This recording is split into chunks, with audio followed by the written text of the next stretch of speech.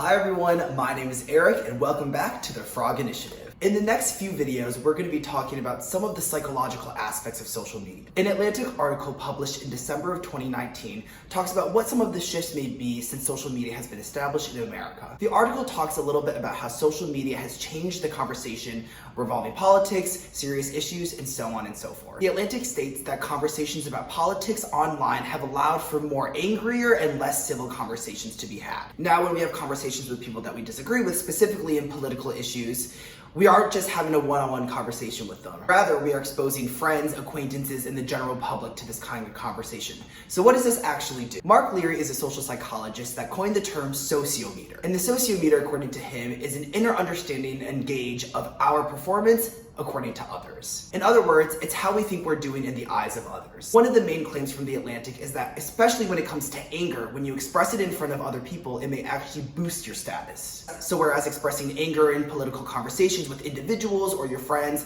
they may consider you tiresome to listen to or kind of annoying, the payoffs may be different when you're expressing them online. This idea is examined in a 2017 study by William Brady and other researchers at NYU. The researchers measured the reach of over 500,000 public tweets, and they specifically looked at any tweets that included moral or emotional words. So some of these words may include words associated with anger, divisiveness, and annoyance, for example. And what they found is that tweets that included such words increased the virality of it by 20%, especially when politicians, community leaders, organizers, and so on use inevitably emotional language in their tweets. It's important to think about how that may impact people's votes, people's actions, and so on and so forth. And ultimately, The Atlantic uses this information to kind of talk about what the potential effect of such conversations may be on social media specifically. They talk about how social media may be a space for inflammatory responses or ostracization rather than genuine conversations. And they say that our real motivation for having these kind of conversations may be for our sociometer as opposed to actually caring about how far our message comes across. So what do you think? Do you think social media is a place where people can be angrier? Is that a good? Is that a bad thing? Or do you think that social media is a place that's conducive for change and exchange of ideas? This is something that I've been thinking about recently, especially when reading this article. I think it's ultimately important to figure out why it is that we want to say the words that we say on social media, especially when it comes to big political issues. So I leave that with you for now, and that's it for today. If you have any questions, concerns, or thoughts, feel free to reach out, and I'll see you next time.